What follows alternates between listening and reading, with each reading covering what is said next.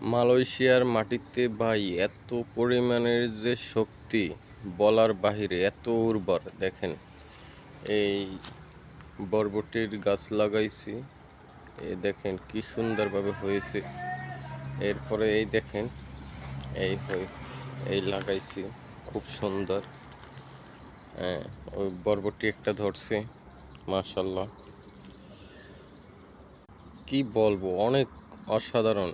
যারা প্রবাসে আছেন সবাই, তরকারির অনেক দাম, সবাই কিনে খাওয়ার চেয়ে আমার মতন এরকম নিজে চাষ করে খাওয়াটাই অনেক উত্তম এবং অনেক ভালো লাগে আমার কাছে। আমি সবসময় এরকম শাকসবজি চাষ করি। তারপরে এই আর কি ভাই।